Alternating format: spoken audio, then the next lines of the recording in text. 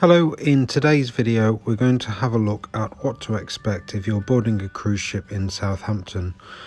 It's primarily aimed at people who's probably taking their first cruise and don't really know what to expect.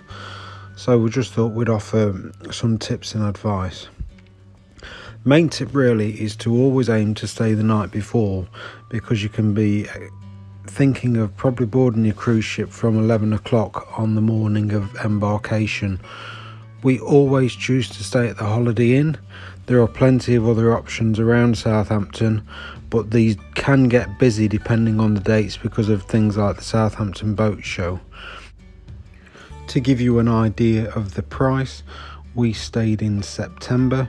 It was the week before the Southampton Boat Show, so not exactly the peak of the season for the hotel, but per night it was £258 including a breakfast, but then on top of that you need to add £15 per night to stay within the hotel car park, and then your evening meal, which is reasonably priced for two basic meals at the hotel with two soft drinks.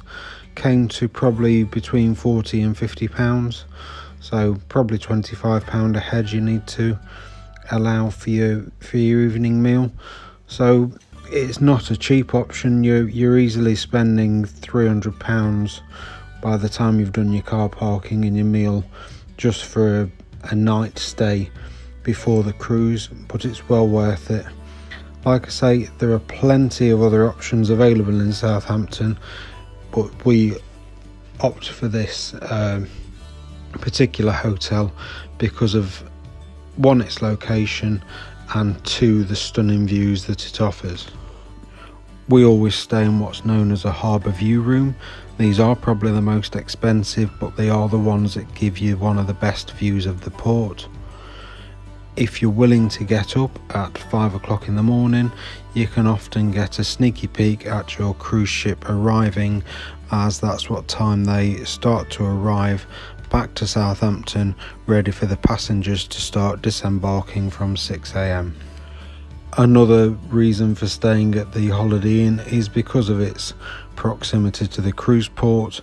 We always park with the ABP parking, which is literally right next door to the cruise ship, and I think in September it took us around 3 minutes from leaving the hotel car park to being parked up straight beside the cruise ship. As soon as you pull up, a van will turn up and take your luggage away from you. You'll have already have printed off your luggage tags, which the cruise company will have sent to you in the weeks before. You simply staple or sellotape these to the handle of your suitcases, and then you just head to the terminal with your hand luggage. You'll answer a few questions, show your boarding pass, which nowadays is on an app, show your passport, have your hand luggage scanned, a welcome aboard photograph, and then you're on board. For the past two cruises that we've done from Southampton, we've been on the ship within 15 minutes of arriving in the car park. As for the return process, you'll be issued with some luggage tags by the cruise company a day or so before you're due to get off the ship. You can change the timings if they're not suitable for you with guest services. You have to put your bags out the night before, normally by 10 PM the evening before you get off, and then you'll just leave the ship with your hand luggage, go straight into a large holding hall where all of the luggage is stored beneath numbered signs, and your luggage tags literally correspond to these numbered signs.